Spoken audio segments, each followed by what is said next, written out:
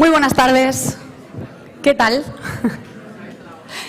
Les voy a pedir, por favor, que vayamos sentándonos, que esto sigue. Y viene un panel interesantísimo, además.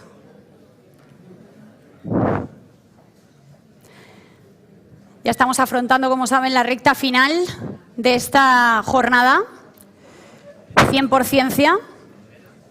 Sé que es una hora complicada, de hecho aprovecho y les agradezco a todos los aquí presentes que estén también de oyentes, de testigos de lo que va a pasar a continuación. Les voy a pedir sobre todo a los del fondo, por favor, si abandonan la sala fenomenal y si se quedan muchísimo mejor, pero vamos a ir sentándonos y guardamos silencio, que me apetece muchísimo que conozcan a los protagonistas del siguiente panel. Interesantísimo, como decía, en el que vamos a desgranar aspectos en torno a la penetración de la digitalización y sobre todo de la inteligencia artificial. Pero antes, por supuesto, me van a permitir dar la enhorabuena a la Alianza de Centros Severo Ochoa y las Universidades María de Maeztu, el SOMA, que han conseguido reunir a los principales, como decía, centros y universidades de investigación españoles con el objetivo del que están siendo testigos a lo largo de todo el día, prácticamente, de concienciar sobre la importancia, obviamente, de la investigación y su papel con el fin de hacer frente a grandes retos a los que nos enfrentamos como sociedad todos los días. Bajo el título Ciencia para Futuro, construyendo un horizonte más justo y sostenible. Muchísimas gracias. Mucho mejor. Perfecto, pues ahora sí, yo creo que vamos a meternos en faena, si les parece. Bueno, a nadie se le escapa a día de hoy que los algoritmos invaden nuestro día a día. Aunque inadvertidos e incomprensibles para la mayoría, es importante entender cómo funcionan y sobre todo qué desafíos éticos plantean. Este es el kit de la cuestión realmente en esta mesa, porque sus usos, vinculados lógicamente a tecnologías muy concretas, como el Machine Learning, por ejemplo, como el Big Data, condicionan muchísimos aspectos de nuestra vida diaria, de nuestra vida cotidiana, de los que ni siquiera muchas veces somos conscientes. El trabajo, el ocio, la salud, influye en absolutamente todo.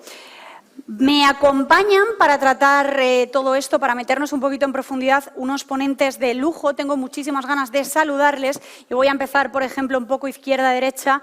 Tengo por aquí a mi derecha a Roberta Zambrini, científica titular del CSIC, esto me ha encantado, e investigadora perteneciente al Instituto de Física Interdisciplinar y Sistemas Complejos. ¿Qué tal, Roberta?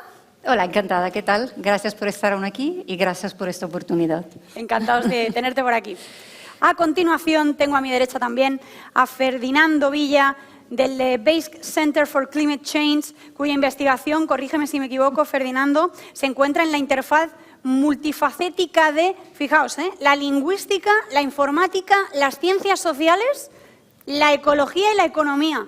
Parece muy complicado. No me he dejado ninguna. No, todo bien. Imagino que sí. Ahora, además, quiero que la primera pregunta sea un poco también para que expliquen qué hay detrás de sus respectivos trabajos. Pero antes, seguimos por aquí, a mi izquierda, David Cirillo, jefe de la Unidad de Aprendizaje Automático para la Investigación Biomédica del Barcelona Supercomputing Center. ¿Cómo estás?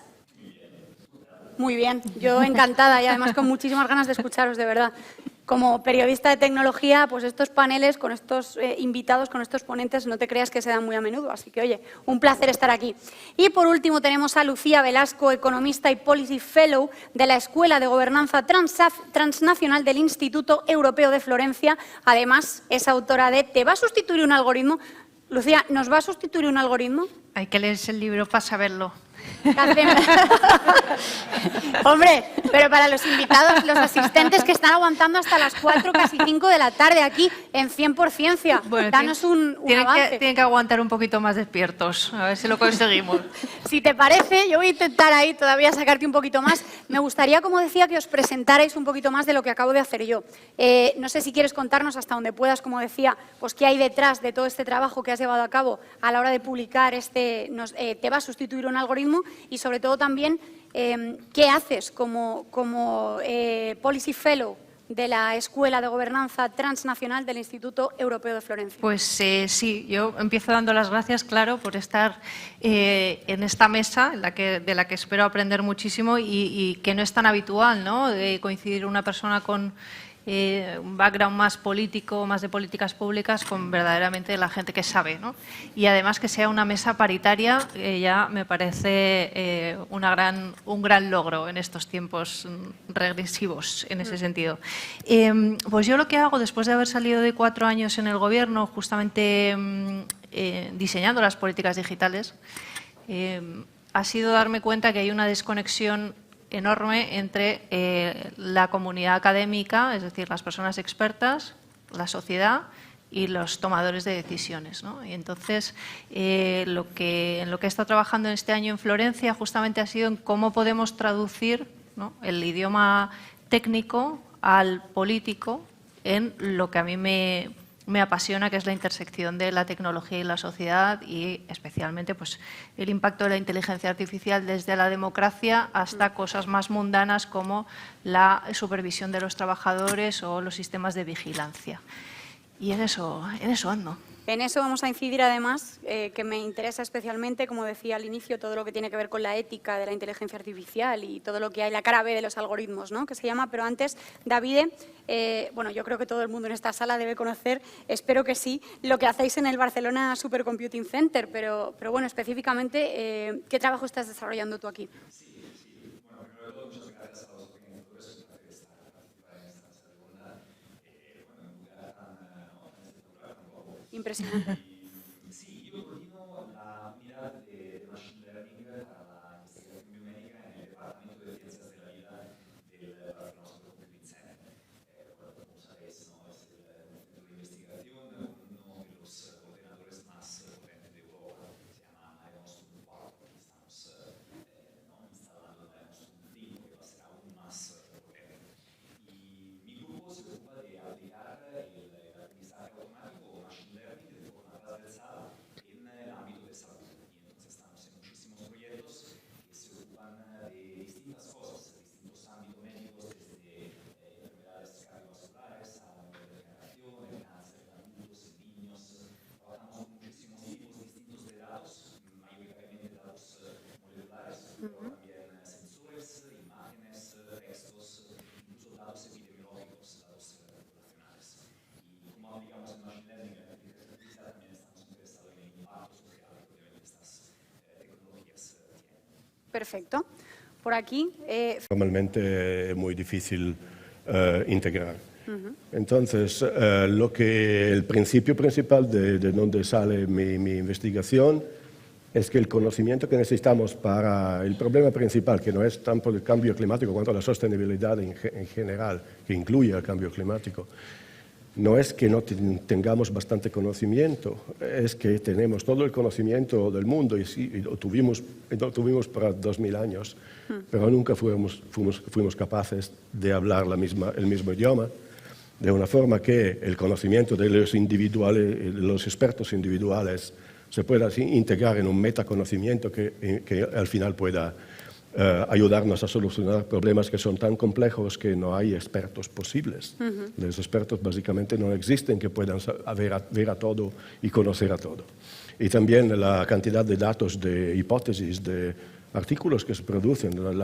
Hay un montón de conocimiento científico y todo esto puede ser publicado, puede ser perdido, pero la verdad es que también la literatura científica es el cementerio del conocimiento, porque tienes que saber dónde ir a buscar y tienes que tener el conocimiento para saber que esto te puede ayudar a solucionar un problema.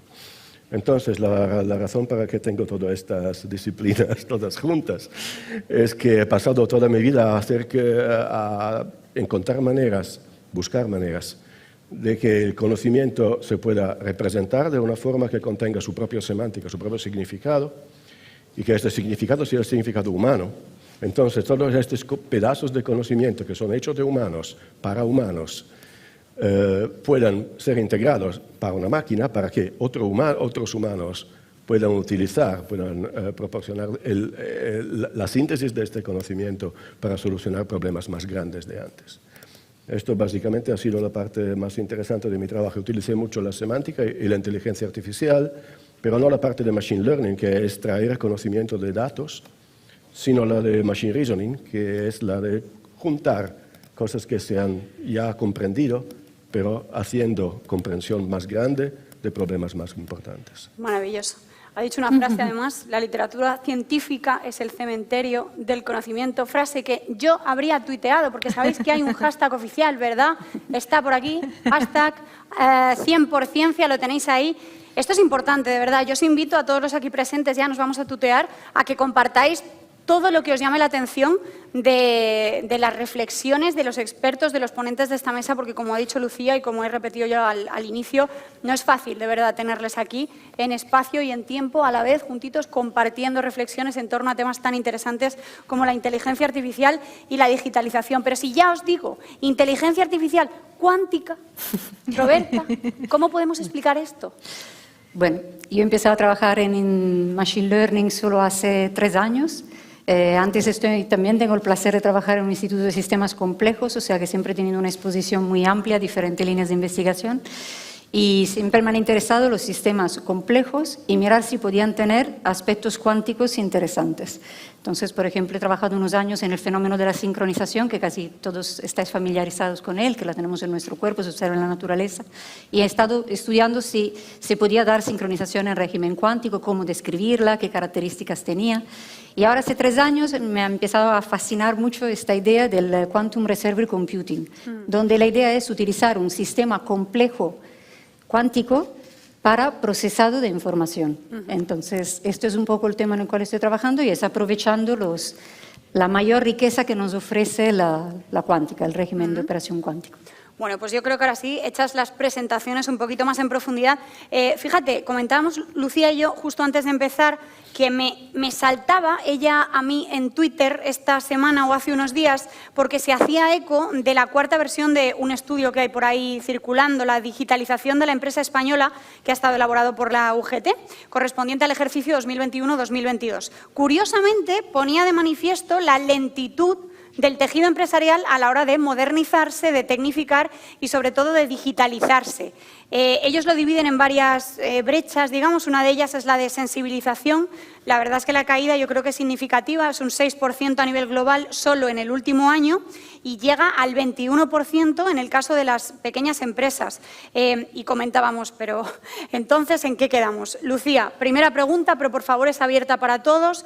Empezamos contigo. ¿La transformación digital no está siendo secundada por el tejido empresarial español? O sea, ¿digitalizarse entonces es una emergencia? ¿No lo es? ¿Cómo lo explicamos?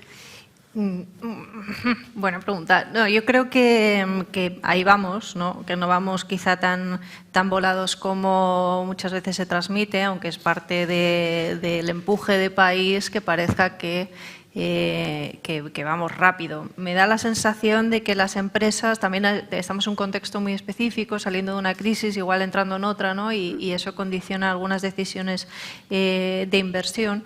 Pero a mí yo lo asociaría más, lo que pasa es que hay pocos estudios, al final nos limitamos simplemente a trasladar datos que recoge en encuestas del INE, ¿no? Y entonces hay poco análisis y poco contexto o poca capacidad para interpretar los resultados, pero a mí me da la sensación de que está relacionado con el perfil de los tomadores de decisiones, ¿no? Y el entendimiento que tienen de para qué puede servir la digitalización o si es un proceso meramente técnico que verdaderamente les va a aportar valor. Eso por un lado, ¿no?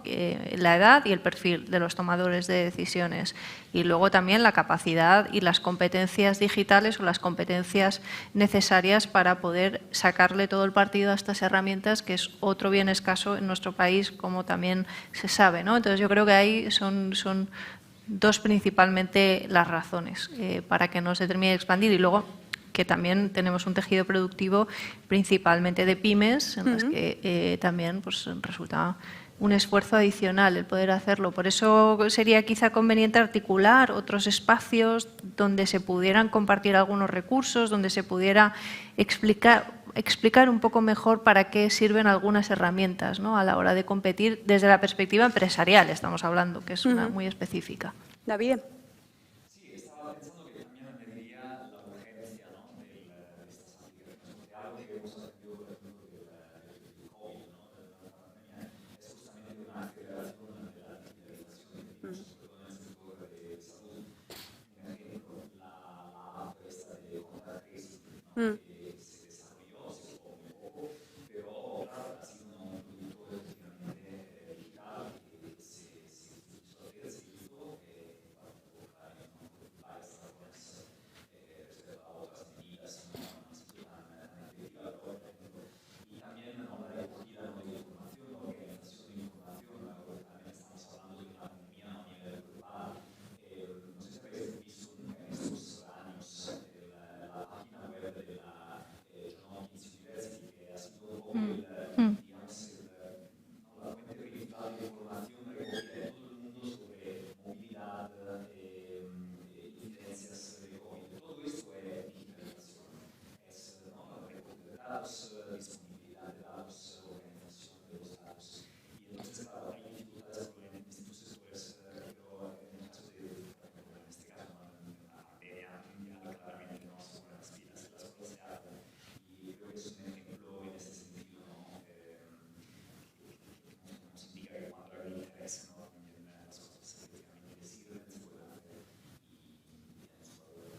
Me gustaría avanzar un poquito, y yo no sé la opinión que tendrán por aquí, digamos, el ala oeste, pero también en el mismo estudio, sin embargo, destacan la buena evolución de la adopción precisamente de la inteligencia artificial y el Big Data, un 3,5 y 2,35 interanual aproximadamente y respectivamente.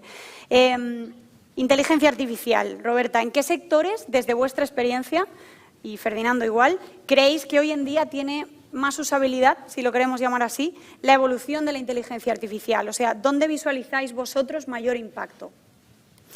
Yo a esta pregunta puedo contestar, pero no soy la persona que tendría que contestar a esta pregunta. O sea, yo he empezado a trabajar en inteligencia artificial hace 2 años, no soy una experta de este tema. A mí la parte que me preocupa más no es tanto cuáles son los avances, dónde se producirán más avances en el uso de la inteligencia artificial, sino cómo va a ser la acogida por la sociedad y qué tipo de entendimiento va a tener.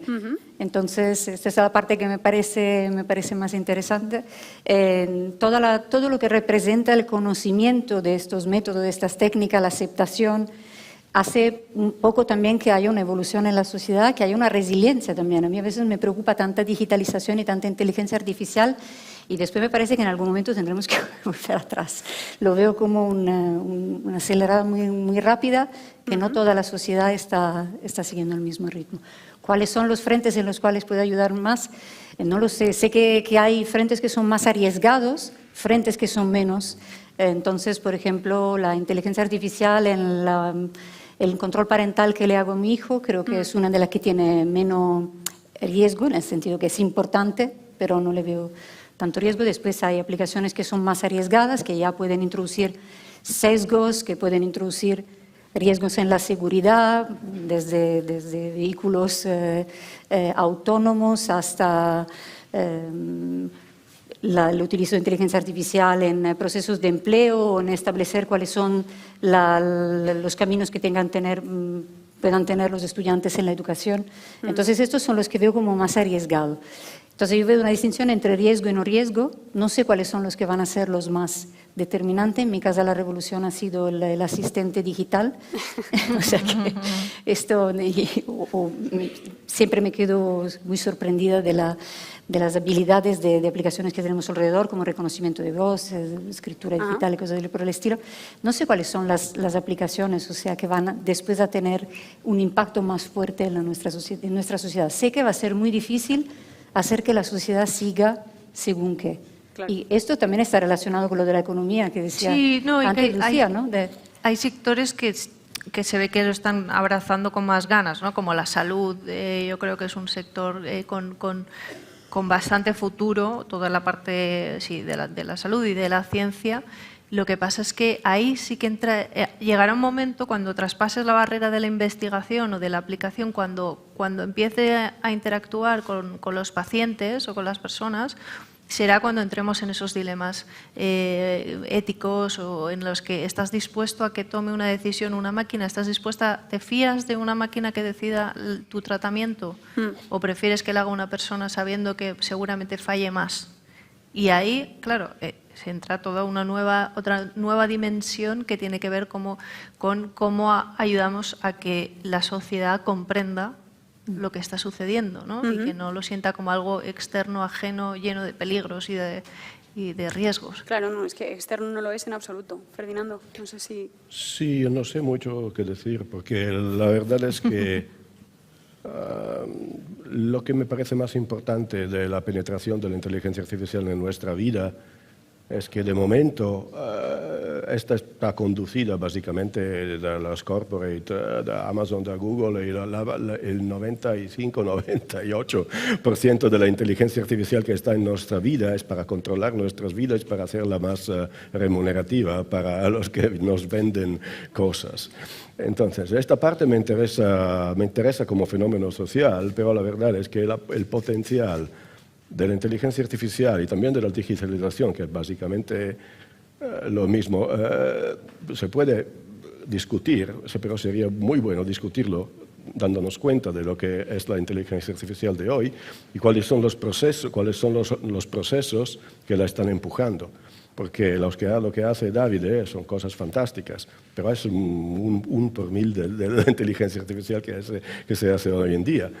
Y se podrían hacer sabiéndolo, teniendo en la mente el potencial que hay, la digitalización y la penetración de la inteligencia artificial en la sociedad podría ser mucho más beneficiosa.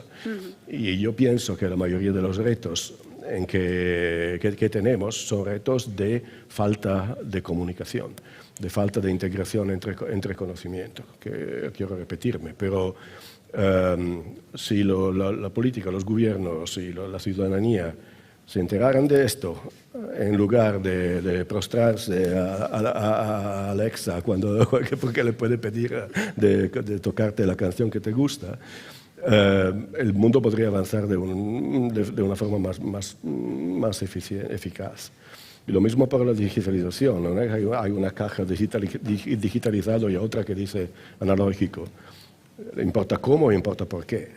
Y digitalizar de formas que permitan de integrar conocimiento es esencial. Digitalizar para digitalizar es solo un problema de eficiencia, no es muy importante, tan importante.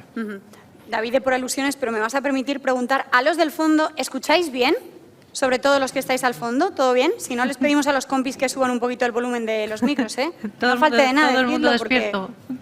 Al final vamos a destinar, me gustaría, los últimos 10-15 minutos para que, por favor, trasladéis, si os parece oportuno, preguntas a los ponentes, y si no escuchamos del principio al fin, esto no tiene ningún sentido.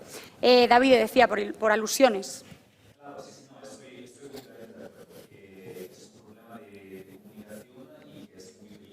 Sobre todo en el sector de salud, ¿no? Entonces, nosotros, nuestros proyectos, y esto digamos en general es una línea muy movida, por ejemplo, por la Unión Europea y los reguladores en general, de involucrar a los pacientes desde el principio, desde el diseño incluso de las herramientas que luego se usarán. Claro, pero no es tan sencillo, porque para distintos niveles de educación hay que adaptar la forma en la que se explican las cosas, ahí se necesitan intermediarios. Es un proceso bastante complejo, no es simplemente vamos a hablar de inteligencia artificial con los ciudadanos y ya está, o sea, hay que entender realmente cuáles son las finalidades y sobre todo también cuáles son los beneficios que ellos mismos son al final los usuarios finales. Y esto es muy importante también ahora, por ejemplo, sensibilizar los ciudadanos sobre, por ejemplo, iniciativas de altruismo de los datos. Entonces, la posibilidad, por ejemplo, de decidir, ok, mis datos, mi información también de salud, la estoy dedicando a este proyecto porque sé perfectamente para qué se usará la herramienta que se desarrollará, una herramienta de inteligencia artificial, lo que hará y si cualquier tipo de problema o cualquier tipo de cuestiones que puede estar relacionada. Involucrar a las comunidades vulnerables, en general a los usuarios finales, desde luego es una de las formas para evitar estos sesgos y estos problemas. Pues vamos a meternos todavía más de lleno en esto, porque yo creo que la empleabilidad, Lucía, no sé si estarás de acuerdo conmigo, es sin duda uno de los ámbitos donde más está impactando la inteligencia artificial.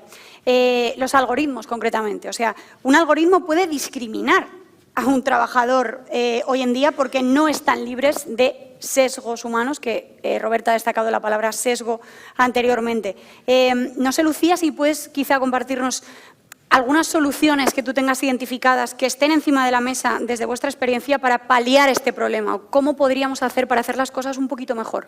Pues a mí este es uno de los temas que más me preocupan últimamente, porque creo que, en línea con lo que decía Roberta, ha habido un despliegue de sistemas automáticos de decisión en espacios en los que, primero, no se tiene información, no están libres de fallos, no están muy claras sus consecuencias, no hay mecanismos de evaluación, no está desarrollado toda la industria, digamos, de la auditoría de algoritmos, ni tampoco están las provisiones legales o en el marco regulatorio que te protegen a ti como potencial víctima, ¿no?, del uso de estos sistemas, que al fin y al cabo, cuando se aplican al trabajo, pues tienen un potencial de alcance de toda la población trabajadora. Entonces, eso a mí me da el grado de urgencia, ¿no?, que debería tener y que debería de estar en la agenda, porque,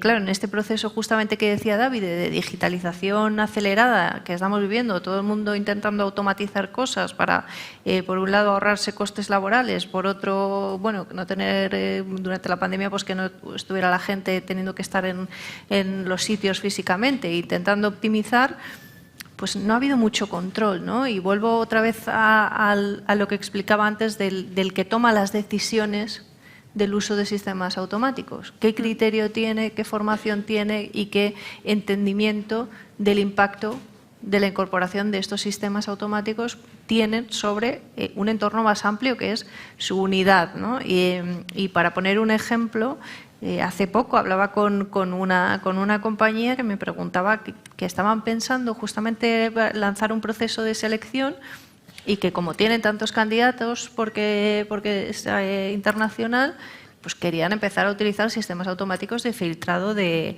currícula y para hacer probablemente el primer screening, ¿no? Claro, sin querer ahí estamos añadiendo una cantidad de barreras, no solo ya por los resultados no esperados que pueda tener, perfiles homogéneos, los criterios que seguramente mis compañeros de mesa sean mucho más capaces de explicar, ¿no? Pero es tan solo a mí el momento de llegar. O sea, ¿quién puede comprender las palabras que necesita el algoritmo? ¿Qué palabras? Porque ya hay especialistas. Esto es como cuando para estudiar en Estados Unidos pues te asesoraba gente a la que pagabas para hacer los procesos de aplicación, porque si tú eres una persona normal y corriente, como lo hemos sido con la mayoría, pues no sabes aplicar ni lo que valoran en estos procesos, ¿no? Y ya está empezando a haber bueno, pues en las élites enseñanzas para pasar los procesos automáticos de selección y qué palabras son las palabras clave que el algoritmo va a valorar con mayor puntuación, por ejemplo, ¿no? Entonces, claro, ahí de repente estamos aumentando la desigualdad, creando barreras de entrada, en fin, todo lo que no queremos, ¿no? Los que queremos un mundo más justo, pues. Y esto hablando de trabajadores y de empleabilidad, pero David, si nos lo llevamos a los sesgos que se aplican en el sector salud, de hecho creo que tenéis un libro por ahí recién publicado.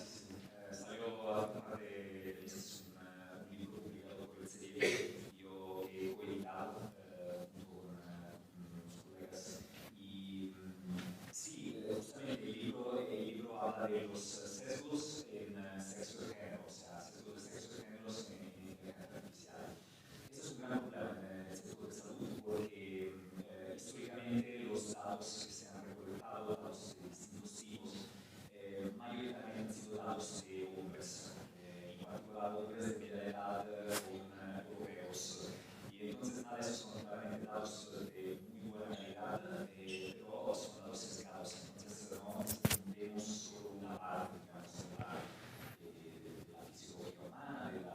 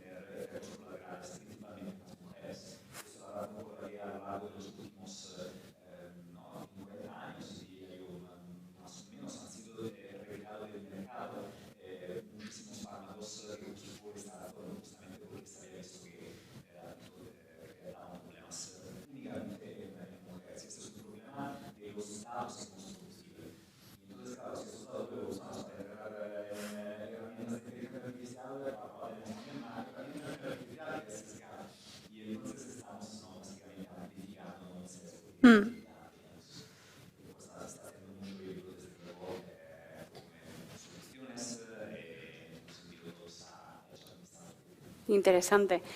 Y teniendo en cuenta todo esto, Ferdinando, yo te pregunto, ¿cómo podemos hacer prevalecer nuestra humanidad, si lo queremos llamar así, en un mundo en el que ya muchísimos llevan anunciando un auténtico Armagedón de los datos y de los algoritmos desde hace muchísimos años? Sí, primero quería comentar un segundo sobre la cuestión del empleo. Yo pienso que todo lo que se ha dicho es perfectamente verdadero, pero me pido si no es simplemente una reflexión del fenómeno que las compañías están básicamente tomándose el mundo y básicamente son los nuevos gobiernos. Entonces, pueden sustituir al empleo con la inteligencia artificial, también pueden hacer esclavos la gente, porque gente humana que trabaja para Amazon trabaja como esclavos en muchas situaciones. Entonces, no sé si el problema es exactamente esto. A corto plazo puede ser que sí, pero el problema verdadero es que tienen demasiado poder y este poder está utilizado simplemente para sus propios beneficios. Entonces, ¿cómo respondemos como científico a esto? Y esto va a responder a la pregunta de antes. Yo veo la digitalización, la inteligencia artificial como un productor potencial de democracia y un productor potencial de ownership de tus propios datos, de tu propia información, de lo que significa. Por ejemplo, otra cosa de que se habla mucho es indigenous cultures, conocimiento indígena, que se pierde porque no tiene la misma clase de otro conocimiento que no se puede utilizar, no produce lo mismo dinero, sino por causas de prospecting que son horrorosas. Entonces, yo me pido, sí, utilizar tecnología, inteligencia artificial y todo para integrar más conocimiento, para asegurarse que todas las partes del conocimiento del mundo, no solo la nuestra, no solo las que producen dinero, puedan ser integradas y utilizadas y producir algo que sea tan bueno que no se pueda volver. Esto, como científico, yo pienso que esta visión es lo que tenemos que desarrollar. Una visión en que hacer lo bueno sea demasiado conveniente para todos, incluyendo a la industria, que no se pueda no hacerlo. Lo que estamos haciendo ahora es preocuparnos de problemas pequeños y dejar que los problemas enormes nos pasen de lado. Y no lo vemos. Y la mayoría del utilizo de estas tecnologías, que son fantásticas, estamos aquí hablando de estas, que se pueden utilizar para hacer cosas buenas, las hacemos para hacer tantas cosas buenas, sí, mientras que se hacen un montón de cosas malas y las dejamos pasar. Y esto es lo que pienso para la parte de la humanidad y cómo la humanidad tiene que volver a ser parte de este discurso. No son humanos, compañías. Se hablaba de activismo antes. El problema principal del activismo es pensar que hay el bueno y el malo, ¿no? Estos son todos procesos. Son procesos que se vuelven así para una razón. Entonces, nuestro reto es comprender estos procesos y crear procesos diferentes que puedan parar a estos y empezar a utilizar toda esta maravilla de tecnología que tenemos para producir democracia, para producir igualdad. Estaba mirando a Roberta, que estaba sintiendo con la cabeza. Lo que me parece que son unas cosas que son como muy deseables. Claro. O sea, habría que ir ahí. Son muy difíciles, o sea, estamos hablando de los riesgos del machine learning, aquí vamos a machine reasoning, que entiendo que es aún más. Estamos hablando de los errores que se perpetúan dentro del machine learning, me imagino la amplificación que se puede generar yendo a machine reasoning, o sea, me parece una cosa muy desafiante, muy interesante. Y otra cosa que estaba pensando es, hemos hablado del empleo, y una cosa que a lo mejor aquí a casi todos los que están sentados nos tocaría de más cerca, sería cómo sería el utilizo de la inteligencia artificial en los procesos de selección de proyectos, de los Severo Ochoas, de los Marías de Maeztu, de o sea, qué tipo de aceptación tendría, si sería algo que se podría hacer. Yo personalmente tengo mi granito de opinión, de arena, estando trabajando también por la agencia como gestora. Los procesos de evaluación son muy desgastadores en términos de tiempo. Entonces, una parte de utilizo de la inteligencia artificial para una parte del trabajo, yo creo que la verdad es que no vendría mal. No creo, pero que pueda sustituir el trabajo después, o sea, tendría que haber un sistema híbrido en el cual haya una parte que se puede hacer con inteligencia artificial y una parte a lo mejor en la cual después haya una comisión que se reúne, que razona, que ve cuáles son todas las características y posiblemente algo, no sé si algo de inteligencia artificial ya se utiliza en la agencia, yo no lo he visto, pero es algo que podría ser interesante. No sé aquí qué grado de aceptación tendría. Tener tu proyecto del Plan Nacional evaluado por un algoritmo. En general, todo que es algorítmico no pinta bien, en mi opinión. Pero bueno, es una cosa que podría ser asistida, podría ser un sistema híbrido. Salvo que sea para acelerar la burocracia. Que yo que he trabajado en un ministerio, ¿no?, y me he desesperado viendo aquello, pues yo intenté automatizar muchos de los procesos, porque al final, por ejemplo, el proceso de contratación de la administración pública, sinceramente, es repetir lo mismo, es un pliego, es repetir lo mismo ad eternum, ¿no?, cambiando 4 cositas. Y cada repetir tardan muchísimo tiempo en hacerlo. Lo podría hacer perfectamente, ¿no?, un sistema automático. Otra solución de esos sistemas automáticos para que sean más transparentes, ¿no? Tú decías, que fuera un sistema híbrido, ¿no? Pero también que fueran realmente transparentes. O sea, el problema de esta inteligencia artificial hoy en día es que son cajas negras, son modelos tan complejos con billones de parámetros que es imposible para un humano efectivamente entender por qué al final se ha tomado esta decisión. Y entonces una de las soluciones que hoy en día no se aplican son todas las técnicas de interpretabilidad, ¿no?, de escribabilidad de estas cajas negras. Son técnicas estadísticas que te permiten entender por qué, por ejemplo, no efectivamente el algoritmo está tomando unas decisiones. Pero eso es ya cuando llegas a una complejidad elevada, ¿no? La mayoría de los sistemas que se utilizan son para, pregunto un poco desde el desconocimiento, ¿no?, pero desde la intuición también, que tampoco son historias tan complejas que tomen en cuenta millones de, digo, en el día a día, en la burocracia, en agilizar los trámites, en cosas que sean útiles para que también veamos justamente esa utilidad desde la perspectiva ciudadana, ¿no?, y digamos, venga, continuemos por este camino. Es realmente lo que debería ser, en mi opinión, y un poco vuelvo a lo que comentaba Roberta, a raíz de lo que comentaba Ferdinando, que obviamente todos querríamos avanzar en el sentido que él decía, solo que hay un montón de escollos seguramente que ni podemos controlar a día de hoy, pero me quiero detener con Roberta por avanzar un poquito también, porque en 2020, yo no sé si algunos de aquí saben, que coordinaste el libro blanco Información Digital y Compleja, una de las 14 temáticas de los desafíos 2030 del Consejo Superior de Investigaciones Científicas, del CSIC. Quería preguntarte a qué desafíos científicos de la próxima década tratas de poner nombre un poco en el libro. Pues el libro este era el volumen 10, que era Información Digital y Compleja. Obviamente habían otros muchos que trataban algunos de los temas de los cuales he hablado hoy, desde la salud al clima, globalización también, sostenibilidad y varios aspectos. Y después habían 2 que creo que más relacionados. El 10 era de Información Digital y Compleja y el 11 era de Inteligencia Artificial. Entonces yo estaba en el 10 y es un reto. Ha sido un reto también el libro mismo porque ha sido muy, muy interdisciplinar en el sentido de que había 8 challenges, 8 desafíos que variaban de aspectos que tienen que ver con la digitalización en la parte más práctica, o sea, la electrónica, la fotónica, la computación cuántica, para aumentar las capacidades en el contexto de digitalización en su sustrato técnico, digamos, para después llegar a aplicaciones en seguridad, al Internet of Things. Y después teníamos un capítulo de humanidades digitales que también estaba integrado, uno de ciencia abierta y uno de ciudadanía digital. Entonces, ha sido de verdad una temática en la cual han entrado institutos desde el Instituto de Filosofía al de Microelectrónica, que posiblemente no habían coincidido nunca en actividades antes de este desafío. Ha sido interesante, o sea, la digitalización efectivamente tiene muchos ámbitos. En las charlas de hoy ha salido en casi todas, o sea, hay un aspecto de la parte técnica de la digitalización, cuánto puede asistir, qué hay que hacer. Entonces, para mencionar algunos desafíos, por ejemplo, en la parte más práctica, en la electrónica, en la fotónica, hay desafíos que pueden ser la digitalización electrónica con cero energía, que obviamente es un límite, o producir nuevos materiales, comunicaciones más seguras, fotónica integrada, o sea, todos los sustratos que pueden ayudar en este proceso.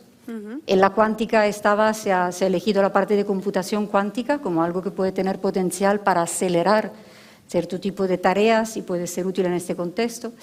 En la seguridad, ahora hay la posibilidad, hay una iniciativa a nivel europeo que es el Quantum Internet también, entonces la posibilidad de utilizar la cuántica para comunicaciones seguras. Entonces la cuántica también desafía lo clásico, entonces ahora también está la seguridad a nivel post-cuántico, o sea, claro que sea capaz de la cuántica implica un progreso y en el mismo tiempo un desafío, un reto en sí, ¿no? Entonces ha sido muy amplio y muy interesante. No sé cuántos de los que están aquí pueden haber estado involucrados en un libro blanco, en este en particular. Yo creo que ha sido una iniciativa muy interesante, también para que nos conozcamos en un instituto tan grande y disperso como es el Consejo. Claro. Ha sido ya solo para esto una iniciativa muy interesante. ¿Hay alguien aquí que haya estado involucrado en un libro blanco similar al que ha tenido la oportunidad de...? Una mano levantada por aquí, 2, 3. ¿Algún CSIC? Bueno. Bueno, está mal la media, bastante. Sí. Estaba sintiendo además Ferdinando con la cabeza. No sé si quieres apuntar algo a raíz de lo que ha dicho Roberta. No, de verdad, son cosas cuánticas. No es verdad. Estaban todas las ciencias en esta digitalización. O sea, que en este sentido sí que entra un poco...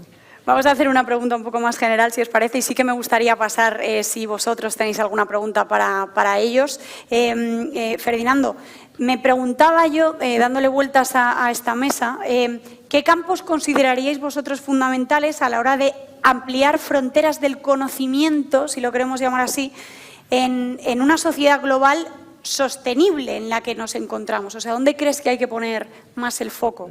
Como decía al principio, yo no pienso que la sostenibilidad sea un problema de más conocimiento. Es un problema de integración del conocimiento que tenemos, incluyendo el conocimiento que tenemos desde miles de años y lo que tenemos de ahora. Y enfrentar problemas, y estoy seguro que los machine learners de aquí están de acuerdo conmigo, enfrentar problemas como el cambio climático, como la sostenibilidad con machine learning sería muy complicado, porque machine learning básicamente tienes que saber lo que buscas, porque tienes que tener lo que buscas y lo que piensas que lo cause, y después hay estos procesos maravillosos que te lo conectan, pero la verdad es que tienes que decirle lo que buscas al sistema, tiene que ya saber más o menos cómo el sistema puede funcionar. Yo siempre digo que Machine Learning, cuando habrás el algoritmo final, que vas a mirar a esperar los resultados, el final en la pantalla, cuando esperas el resultado te aparecerá tu estúpida cara, porque la verdad es que básicamente el problema lo creas, pero también el problema lo defines tú. Y problemas que tenemos de sostenibilidad son tan vagos, son tan difíciles, porque no se puede definir bien, porque no lo conocemos. El sistema es demasiado complejo. Esta complejidad no la podemos encontrar, tú lo sabes mejor que mí, con matemática, con instrumentos analíticos. No tenemos la cabeza para esto. Lo mejor que podemos hacer es respetar el conocimiento de todos y ponerlo y integrarlo de la forma mejor posible. Y esto no lo puede hacer un investigador, no lo puede hacer un algoritmo. Lo se puede hacer solo de una forma, básicamente teniendo todas las más disciplinas posibles, digitalizadas e integradas de una manera que se puedan juntar, que lo pueda juntar una máquina, no una persona, porque nunca hará un científico que se entera de todo y que sepa que todas estas componentes son necesarias y tienen que estar juntadas así. Pero el conocimiento de cada científico, hecho y representado de una manera eficaz, es posible ponerlo en la red de manera que un problema extremadamente complejo pueda ser resuelto para los humanos, por los humanos, pero con la ayuda de la máquina. Esta es la única manera de hacerlo. No sé por aquí qué opinan, David, al respecto. Sí, pienso que desde el punto de vista de la sostenibilidad, ¿no?, del gasto energético, el Green Deal y todo eso, la inteligencia artificial es un poco un arma de doble filo, ¿no? Porque por un lado, por ejemplo, estos modelos enormes de billones de parámetros, para entrenarlos, o sea, se necesitan días de computación, ¿no? Hay recursos enormes, ¿no? Google y todo eso, ¿por qué son ellos que hacen estos modelos tan guays? Porque tienen los recursos, ¿no? También computacionales para poderlos entrenar. Esto, pero tiene una huella de carbono enorme. Se habla mucho ahora, ¿no? De la huella de carbono de la inteligencia artificial. Exacto. Esto por un lado. Pero por el otro lado, también la inteligencia artificial puede ayudar a optimizar estos procesos. Entonces, por ejemplo, estamos en proyectos donde usamos la inteligencia artificial, por ejemplo, para optimizar justamente el uso de estos recursos, ¿no? Cómo paralelizar más para gastar menos tiempos, ¿no? Y obtener el mismo resultado. O cómo, ¿no? Optimizar el gasto energético, ¿no? De estas máquinas, justamente usando la inteligencia artificial que puede permitir llegar a estas soluciones, ¿no? De forma más rápida. Entonces, un poco un balance entre las dos cosas, ¿no? Pero sí, desde luego es un problema muy grande. La inteligencia artificial tiene una componente muy importante en esto. Algo que quizá sea bastante obvio, que es que hay que vincular las dos transiciones que estamos haciendo, que es la digital y la ecológica, y evitar que se desarrollen en silos, que es un poco como tradicionalmente se desarrolla el conocimiento, y al final pues tienes grupos separados desarrollando diferentes materias y que en el fondo deberían estar absolutamente interconectadas para que una no acabe perjudicando a la otra, ¿no? Y por el propio interés. Entonces, para eso hay que empezar a incorporar tanto que la transición ecológica utilice todo el potencial de la tecnología y de la inteligencia artificial, por un lado, y después otra serie de coordenadas en el desarrollo tecnológico y en la digitalización, como la ecología, como la sostenibilidad, como la igualdad de género o como la inclusión social. Y ahí, en fin, que ya vamos un poco tarde, pero ahí hay otro temazo. Hablando, me recordaba David con los datos de la pandemia, que yo conozco muy bien porque estaba en todo el berenjenal con la app esta. Ahora, con un poco de perspectiva y tiempo para pensar, que es justamente lo que no tienes cuando estás ahí gestionando todo el rato marrones, ¿no? Te das cuenta que hay un montón de personas que vive en los márgenes, ¿no? De los datos y que no hace falta irse al sur global para hablar de todos los que faltan en estos modelos que se están creando y en esta representatividad de la sociedad datificada en la que vivimos y que no aparecen porque no están. Qué bueno, qué interesante. Hay personas que viven en los márgenes de los datos. Buenísimo. No sé, en este momento yo creo que es vuestro momento, mejor dicho. No sé si hay alguien aquí que quiera trasladar alguna pregunta a los ponentes. Antes hay una mano levantada, creo, en la última fila. Gracias. Y otra por aquí, compañero, para luego en la segunda fila.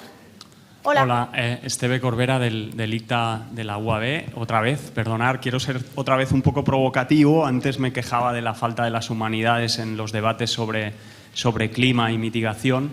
David ha apuntado lo que yo quería decir, pero solo lo ha apuntado. Y lo que me gustaría es que los 4 panelistas ahondaran en las consecuencias ambientales de la digitalización y la inteligencia artificial. Se está empezando a escribir sobre los consumos de agua y energía de los data centers. Hay modelos que pronostican que un 15 o un 20% de la electricidad mundial dentro de 20 años va a ser consumida por el mundo digital.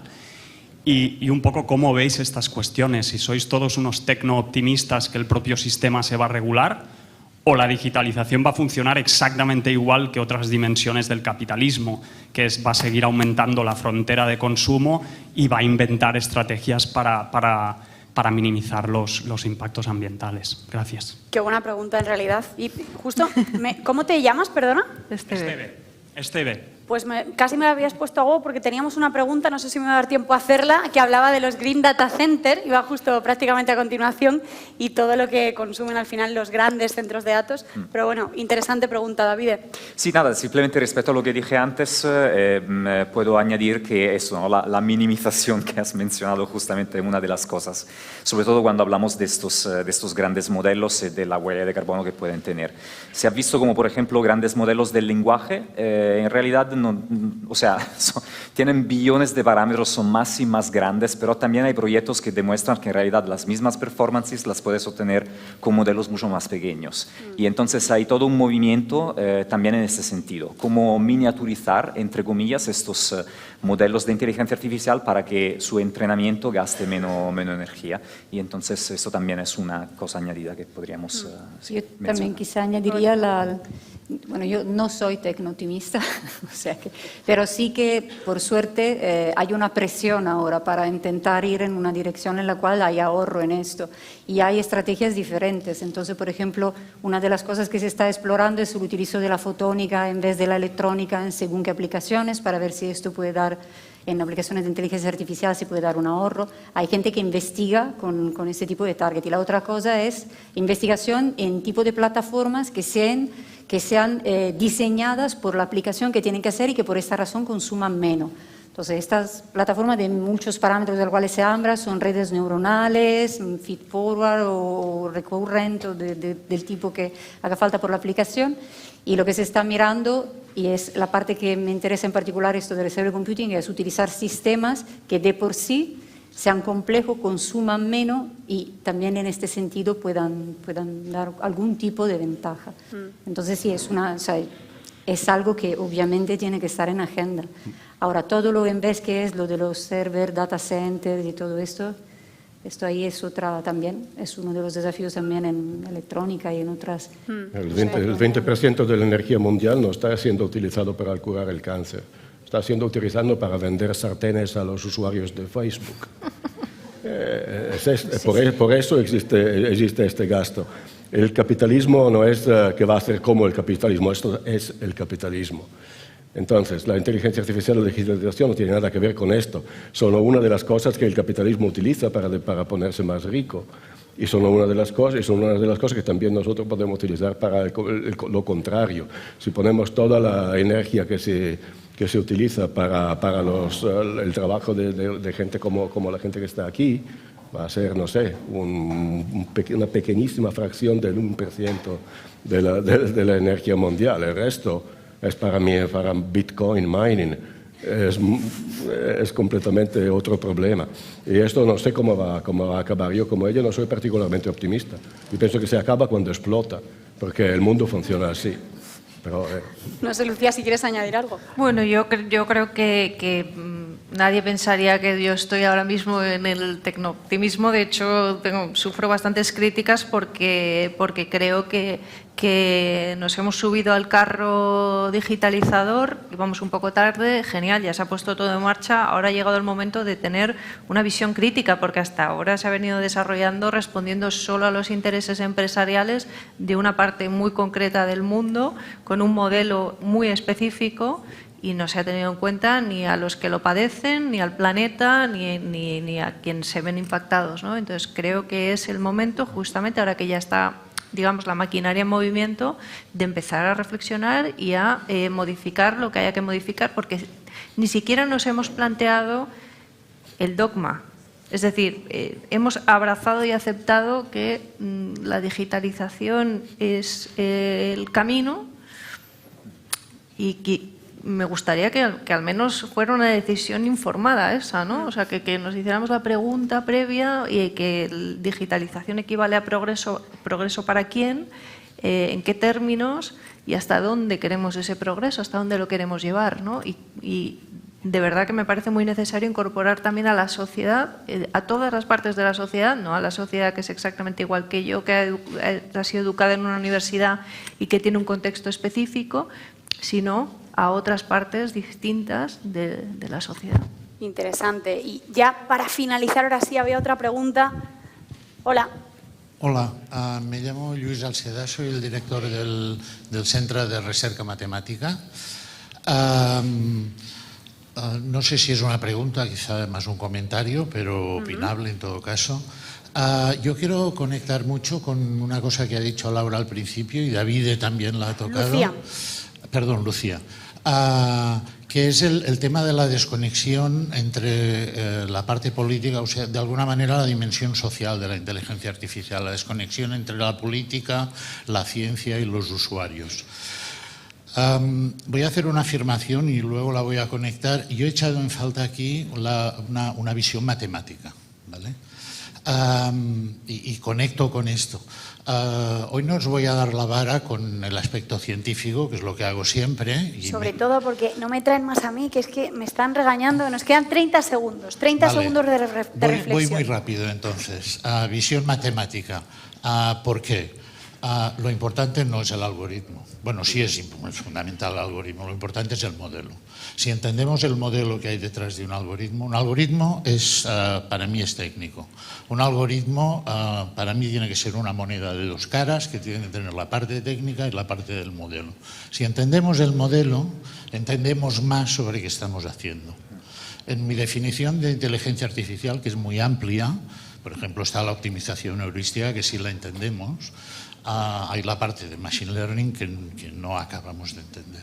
Entonces, para conectar con lo que ha dicho Lucía, este es un problema, en mi opinión, que ni la política ni los usuarios perciben correctamente qué es lo que está haciendo la inteligencia artificial. Y da miedo.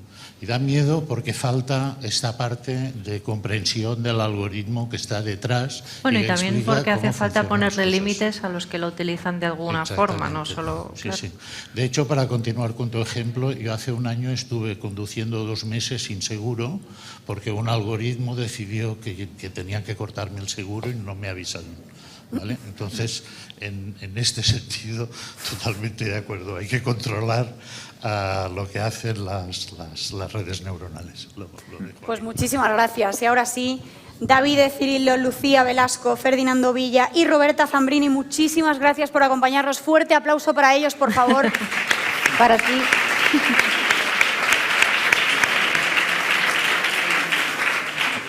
Y continuamos con la jornada.